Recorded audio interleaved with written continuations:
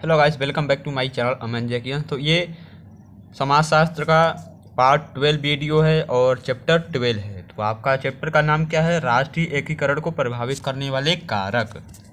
तो आइए, तो BA second year second semester वाले, BA first year second semester वाले स्टूडेंट ध्यान दें।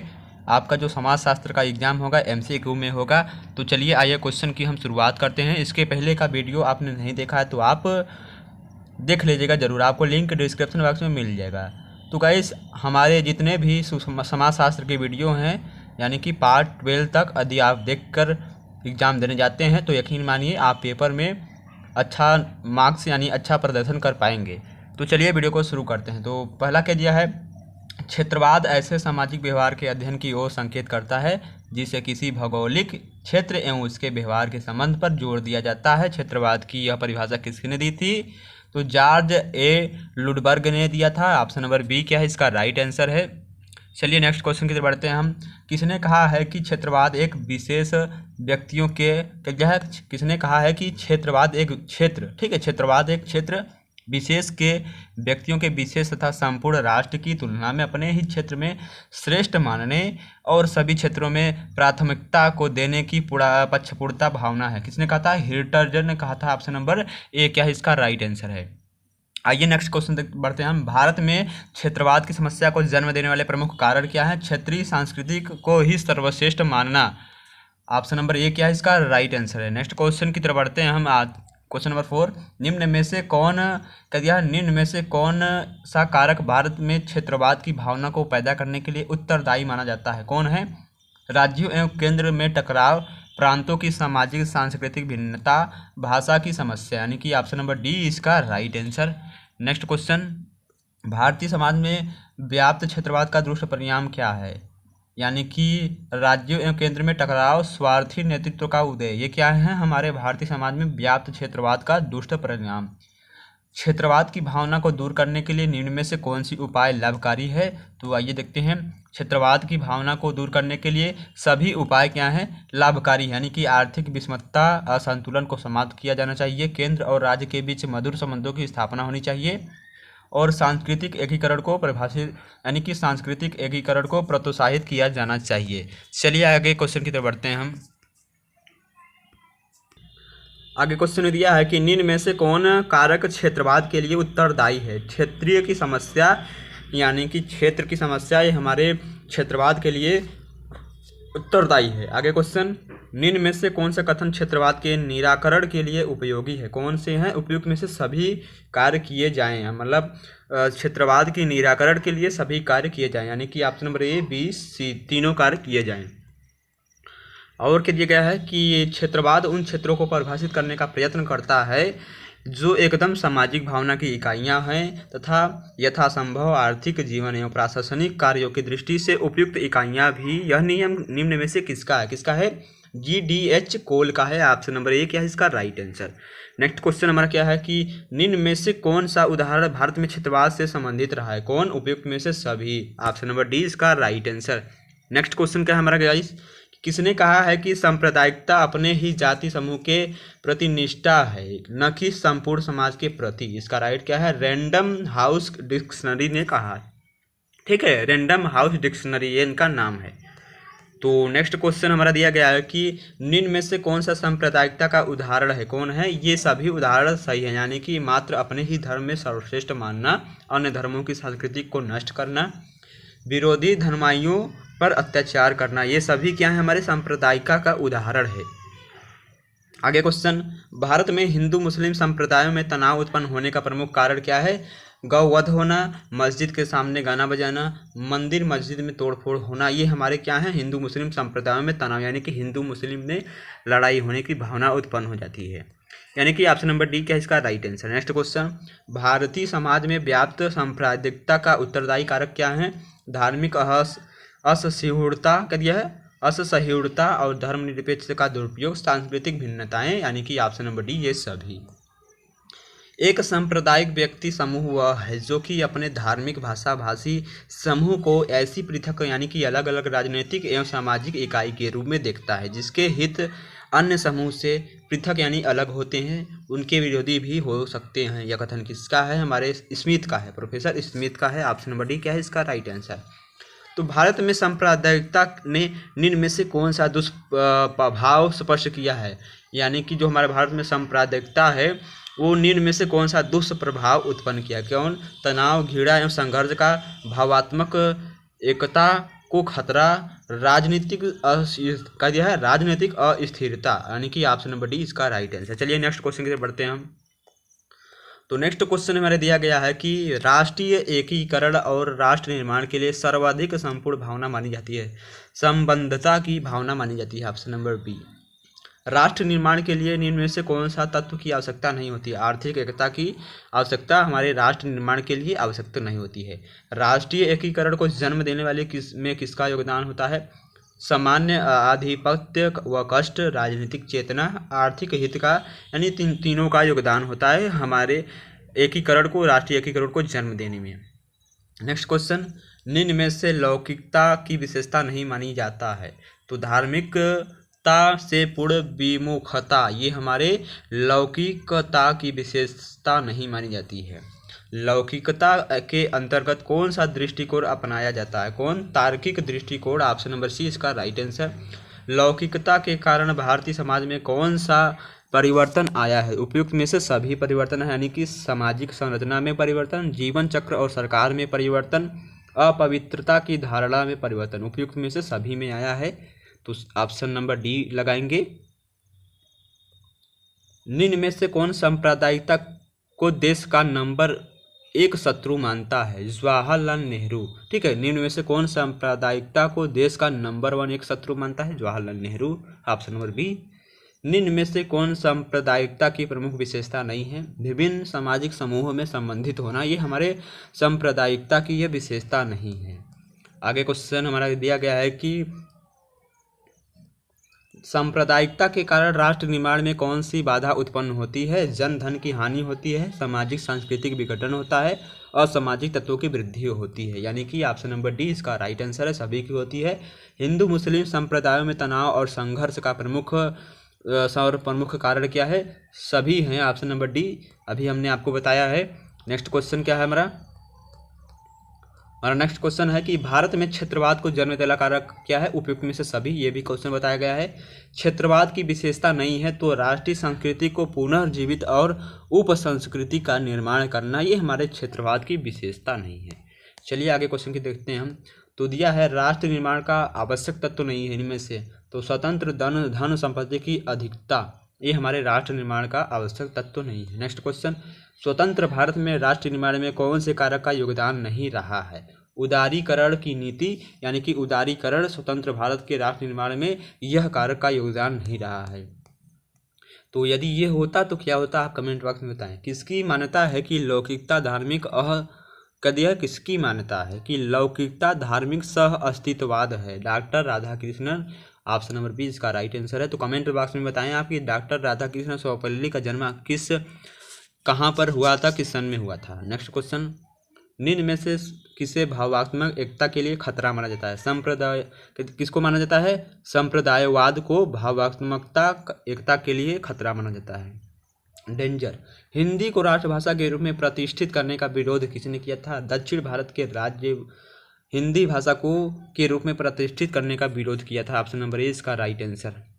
नेक्स्ट क्वेश्चन क्या दिया गया है? जनगण मनगण गीत का सृजनकर्ता, यानी कि जनगण मनगण गीत का सृजनकर्ता कौन है? रविंद्रनाथ टैगोर है, ये तो सभी जानते हैं। तो रविंद्रनाथ टैगोर का जन्म कब हुआ था, आपको कमेंट बॉक्स में बताना है। सर्वधर्म सम्मान किसकी विशेषता है? भारतीय संस्कृति की है सर्वधर्म समभाव, ये हमारी भारतीय संस्कृति की विशेषता है। नेक्स्ट क्वेश्चन हमारा क्या दिया गया है? निम्न में से कौन भारत की पहचान नहीं है? विशाल जनसंख्या, ये हमारे भारत की पहचान नहीं है। तो भारत की गणना होती है किसके कारण? विकासशील देशों में होती है। हमारे भारत की गणना विकासशील देशों में होती है, न कि विकसित देशों में होती है। आज इसको जान लें आप। तो निम्न में से किस क्षेत्र में आत्मनिर्भर भारत बन चुका है? ठीक है, निम्न में से किस क्षेत्र में भारत आत्मनिर्भर बन चुका है? कृषि के क्षेत्र में हमारा भारत यानी कि इंडिया आत्मनिर्भर बन चुका है। नेक्स्ट क्वेश्चन, वर्तमान भारत कैसा राष्ट्र है? वर्तमान में हमारा भारत कैसा राष्ट्र है? धर्मनिरपेक्ष राष्ट्र है। तो धर्मनिरपेक्ष की किसे कहते हैं आपको कमेंट बॉक्स में बताना है। नेक्स्ट क्वेश्चन क्या है, भारत को स्वतंत्रता कब प्राप्त हुई? 15 अगस्त 1947 को भारत को स्वतंत्रता प्राप्त हुई, यानी हमारा भारत आज़ाद हुआ था। भारत के संविधान में कितनी भाषाएं को मान्यता दी गई है? 22 भाषाएं, यानी 22 भाषाएं, 22 लैंग्वेजेस को परमिशन मिली है, यानी कि मान्यता मिली है। नेक्स्ट क्वेश्चन क्या दिया गया है,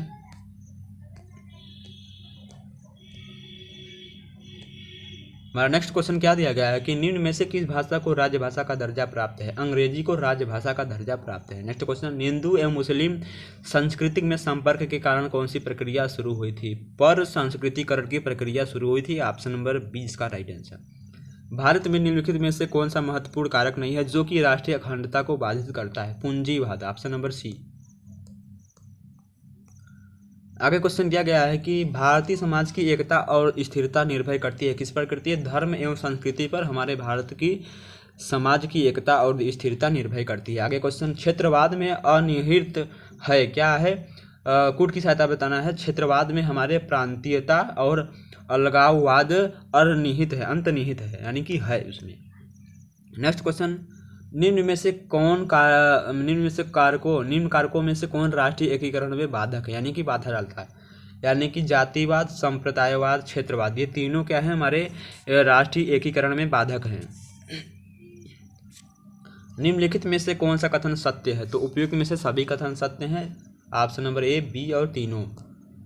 राजनैतिक भाषा में उपजाति के प्रति निष्ठा का भाव जातिवाद है, यह कथन किस समाजशास्त्री का है? के एम पडिक्कर का है। ऑप्शन नंबर ए का इसका राइट आंसर है। आगे क्वेश्चन बढ़ते हैं हम, दिया है किस समाजशास्त्री ने परिभाषित किया है कि जातिवाद राजनीतिकता में रूपांतरित एक जाति के प्रति निष्ठा है? किसने? डॉक्टर एन प्रसाद। ऑप्शन नंबर बी इसका राइट आंसर। किसका कहना है कि जातिवाद अंध और परिमित समूह की शक्ति है जो न्याय, सम्मान, सामाजिक मानदंडों के औचित्य, नैतिकता तथा सार्वभौमिक बंधुत्व की उपेक्षा करती है? किसने कहा था? काका कालेलकर ने कहा था। ऑप्शन नंबर सी इसका राइट आंसर है। नेक्स्ट क्वेश्चन की तरफ बढ़ते हैं हम। निम्नलिखित कारणों पर विचार करना, हमें कुछ कारण दिए हैं उस पर विचार करना है, तो ऑप्शन नंबर डी इसका राइट आंसर है, यानी कि वैवाहिक प्रतिबंध, जाति स्थिति में ऊंचा उठाने की लालसा, जातियों का विभेदीकृत विकास, जजमानी प्रथा का विघटन, औद्योगिकरण, यानी कि ये क्या है? जातिवाद के विकास के कारणों में 500 सम्मिलित हैं। नेक्स्ट क्वेश्चन, निम्न में से कौन जातिवाद के दुष्परिणाम है? उपयुक्त में से सभी, ए, बी, सी, तीनों क्या है? जातिवाद के दुष्ट परिणाम है। नेक्स्ट क्वेश्चन, भारत में राजनीतिक दलों के विभिन्न जातियों के मध्य पाई जाने वाली प्रतिस्पर्धा की भावना का बड़ा ही अलग फायदा उठाया है, यह कथन किस समाजशास्त्री का है? रोनाल्ड सीगल का है। ऑप्शन नंबर ए इसका राइट आंसर है। निम्नलिखित में से कौन सा कथन सत्य नहीं है? ऑप्शन नंबर बी, जातिवाद एक सार्वभौमिक घटना है, यह कथन क्या है हमारा? गलत है। तो आप बताएं कमेंट बॉक्स में, जातिवाद किस प्रकार की घटना है? यह विचार किस समाजशास्त्री का है कि जातिवाद भारतीय जनजीवन की एक और घोर समस्या है जिसकी वृद्धि से समाज की एकता नष्ट हो जाएगी। जाति समायोजन तथा जातियों के मध्य स्वस्थ संचार के स्थान पर फूट, स्पर्धा, देश एवं विरोध भावनाओं का विकास हो जाए। किसका है? ताया जिकिंस का है। ताया जिकिंस का है। ऑप्शन नंबर सी इसका राइट आंसर है। किसने कहा है कि जातिवाद की समाप्ति के लिए अंतरजातीय विवाहों को प्रोत्साहन दिया है? किसने कहा है? इसका राइट आंसर क्या है? जी.एस. घुरिये ने। ऑप्शन नंबर डी इसका राइट आंसर है। जातिवाद की समाप्ति करने के संदर्भ में किसने कहा है कि उच्च शिक्षा के माध्यम से जातिवाद को दूर किया जा सकता है? पी.एच. प्रभु ने। उच्च शिक्षा यदि हमें मिलेगी तो जातिवाद की समस्या दूर हो जाएगी। नेक्स्ट क्वेश्चन, क्षेत्रवाद क्या है? क्षेत्रवाद क्या है? अन्य क्षेत्र एवं संपूर्ण राष्ट्र की तुलना में अपने ही क्षेत्र में श्रेष्ठ मानना, ये क्या है? क्षेत्रवाद की परिभाषा है। नीचे भी दिया है, सभी क्षेत्रों में अपने क्षेत्र को प्राथमिकता देने की पक्षपातपूर्ण भावना। ऑप्शन नंबर ए और बी दोनों सही है। ऑप्शन नंबर सी इसका राइट आंसर। नेक्स्ट क्वेश्चन की तरफ बढ़ते हैं हम। नेक्स्ट क्वेश्चन क्या है? एक भौगोलिक क्षेत्र में साधनों का विकास इस प्रकार से हो जाए कि वहाँ के लोगों को सामूहिक हितों, क्षेत्रों या लक्ष्यों या आदर्शों का विकास हो जाए, उसे क्षेत्रवाद कहेंगे। परिभाषा बोगार्ड्स का है। ऑप्शन नंबर डी इसका राइट आंसर है। किस समाजशास्त्री ने परिभाषित किया है कि क्षेत्रवाद एक विशेष के व्यक्तियों के विशेष अनुराग तथा पक्षपूर्ण धारणाओं से संबंध है? हेडविग हिटज ने कहा था। ऑप्शन नंबर ए इसका राइट आंसर। यह परिभाषा किसकी है? क्षेत्रवाद एक विशिष्ट उपराष्ट्र या अधोराष्ट्र है। क्षेत्र के प्रति जागरूकता और भक्ति पाई जाती है, जिसकी विशेषता सामान्य संस्कृति, पृष्ठभूमि या हित है। वेबस्टर डिक्शनरी का है। ऑप्शन नंबर 20 का राइट आंसर है। नेक्स्ट क्वेश्चन क्या है हमारा? निम्नलिखित में विशेषताओं पर विचार कीजिए। तो ऑप्शन नंबर 1, 2, 3 और 4 क्या है? हमारे क्षेत्रवाद की विशेषता में सम्मिलित है। यानी कि ऑप्शन नंबर 1, 2, 3 और 4 ये क्या है? हमारे क्षेत्रवाद की विशेषताओं में सम्मिलित है। क्षेत्रवादी मनोवृत्ति के विकास में सहायक क्या है? भाषावाद, मनोवैज्ञानिक कारक, आर्थिक कारक। ऑप्शन नंबर डी क्या है? सभी सम्मिलित हैं। क्षेत्रवाद के दुष्ट परिणाम निम्नलिखित में से कौन है? सही उत्तर का चयन कूटों द्वारा कीजिए। तो दिया है 1, 2, 3, 4 ये क्या है? चारों हमारे क्षेत्रवाद के दुष्ट परिणाम हैं। नेक्स्ट क्वेश्चन, सांप्रदायिकता को एक विचारधारा माना जा सकता है। तो जो बताती है, कौन बताती है? उपयुक्त में से सभी, यानी 1, 2 यानी ए बी सी तीनों बताती हैं। नेक्स्ट क्वेश्चन की तरफ बढ़ते हैं हम। निम्नलिखित में से कौन सत्य है? उपयुक्त में सभी कथन क्या सत्य हैं? Option number A, B, C तीनों कथन सत्य हैं। नेक्स्ट क्वेश्चन, सांप्रदायिकता अपने ही जाति समूह के प्रति न कि समग्र के प्रति तीव्र निष्ठा की भावना है। यह परिभाषा किसकी है? स्मिथ का है। ऑप्शन नंबर सी इसका राइट आंसर है। नेक्स्ट क्वेश्चन, तो गाइस इस तरह के क्वेश्चन आपको बता दें कि इस तरह का इतना बड़ा क्वेश्चन आपके एग्जाम में नहीं आएगा है, इसको ध्यान में रखिए। तो किसने परिभाषित किया है कि अपने धार्मिक संप्रदाय के विभिन्न अन्य संप्रदाय अथवा संप्रदाय के प्रति उदासीनता की अपेक्षा दया की दृष्टि, पीड़ा, विरोध और आक्रमण की भावना सांप्रदायिकता है, जिसका आधार है वह वास्तविकता है। काल्पनिक भय की आशंका है कि उस संप्रदाय हमारे संप्रदाय और संस्कृति को नष्ट कर देने में हमें जानमाल की क्षति पहुंचाने के लिए कटिबद्ध है। किसकी है? एडम स्मिथ की। नेक्स्ट क्वेश्चन क्या दिया गया है कि किस समाजशास्त्री का कहना है कि एक सांप्रदायिक व्यक्ति या समूह वह है जो अपने धार्मिक, भाषी समूह को एक जैसी राजनीतिक या सामाजिक इकाई के रूप में देखता है, जिसके हित अन्य समूहों से अलग होते हैं, जो प्रायः उनके विरोधी हो सकते हैं। किसने कहा था? SC दुबे ने कहा था। ऑप्शन नंबर ए क्या इसका राइट आंसर है। नेक्स्ट क्वेश्चन की तरफ बढ़ते हैं हम। नेक्स्ट क्वेश्चन हमें दिया गया है कि निम्नलिखित पर विचार कीजिए। तो ऑप्शन नंबर क्या है? 1, 2, 3 और 4 ये क्या हैं? सभी क्या हैं? इन पर हमें विचार करना है। तो ऑप्शन नंबर 1, 2, 3 और 4 इसका राइट आंसर है। ऑप्शन नंबर ए इसका राइट आंसर है। नेक्स्ट क्वेश्चन क्या होगा इस हमारा? TK ओमन ने सांप्रदायिकता के 6 आयामों को उल्लेख किया है। निम्नलिखित में से कौन उनमें सम्मिलित है? सही उत्तर का कूटों द्वारा चयन कीजिए। यानी कि 1, 2, 3, 4 आत्म साक्षर का जो है आत्म साक्षरवादी, कल्याणवादी, पलायनवादी, प्रतिशोधपूर्ण, यानी कि चारों सम्मिलित हैं। नेक्स्ट क्वेश्चन की तरफ बढ़ते हैं हम। नेक्स्ट क्वेश्चन है कि सांप्रदायिकता के लिए उत्तरदायी कारक क्या है? सांस्कृतिक भिन्नता। Option number C. सांप्रदायिकता के दुष्ट परिणाम है उपयुक्त में से सभी। ऑप्शन नंबर डी इसका राइट आंसर है। नेक्स्ट क्वेश्चन, प्रतिशोधपूर्ण, रियलिटी और प्रथावादी, सेशनलिस्ट सांप्रदायिकता यानी क्या दिया है? सांप्रदायिकता का उल्लेख निम्नलिखित में से किसने किया है? TAK ओमन ने किया है। ऑप्शन नंबर ए। निम्नलिखित में से किसने कांग्रेस को हिंदू संगठन कहा है? MA जिन्ना कहा है। MA जिन्ना ने। ऑप्शन नंबर ए, बी इसका राइट आंसर है। कम्युनिकेशन इन मॉडर्न इंडिया पुस्तक के लेखक कौन है? कम्युनिस्लिम इन इंडिया मॉडर्न यानी कि इन मॉडर्न इंडिया पुस्तक के लेखक कौन है? विपिन चंद्र हैं। ऑप्शन नंबर सी इसका राइट आंसर है। नेक्स्ट क्वेश्चन की तरफ बढ़ते हैं हम। नेक्स्ट क्वेश्चन क्या है? निम्नलिखित में से कौन कथन सत्य है? उपयुक्त में से सभी कथन क्या हैं? सत्य हैं। A, B, C तीनों कथन हमारे सत्य हैं। नेक्स्ट क्वेश्चन की तरफ बढ़ते हैं हम। सांप्रदायिकता अपने ही जाति समूह के प्रति न कि समग्र के प्रति तीव्र निष्ठा की भावना है। परिभाषा किसकी है? स्मिथ का है। ऑप्शन नंबर सी इसका राइट आंसर है। नेक्स्ट क्वेश्चन क्या दिया गया है? तो यह किसने एक इतना बड़ा क्वेश्चन आपके एग्जाम में तो आएगा नहीं। चलिए नेक्स्ट क्वेश्चन की बढ़ते हैं हम, पढ़ लीजिएगा।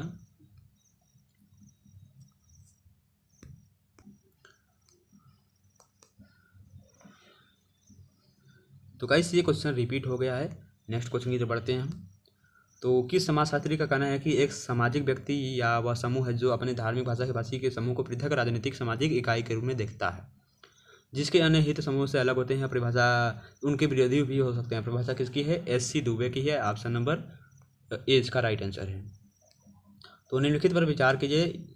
कथन क्या है हमारे, कौन सा सही होगा? ऑप्शन नंबर ए इसका राइट आंसर है। नेक्स्ट क्वेश्चन की तरफ बढ़ते हैं हम। टी.की. ओमन ने सांप्रदायिकता के 6 आयामों को उल्लेख किया है। तो ये भी क्वेश्चन रिपीट हो गया गाइस। तो गाइस ये थे कुछ आपके important question, 100 important question BA first year second semester exam के लिए। तो इस सभी वीडियो को आप देखिएगा ज़रूर। और ये आज हमारा यानी कि समाजशास्त्र का क्लास समाप्त हुआ। तो चलिए अब नेक्स्ट वीडियो में मिलते हैं एक अलग सब्जेक्ट के साथ। और तब तक के लिए इस वीडियो को ज़रूर से ज़रूर देखिएगा। और एग्ज़ाम देने से पहले आपसे रिक्वेस्ट है कि वीडियो देखकर जाइए और एग्ज़ाम से पहले ही एक आध दो बार दिख लीजिए। चलिए धन्यवाद, नेक्स्ट वीडियो में मिलते हैं।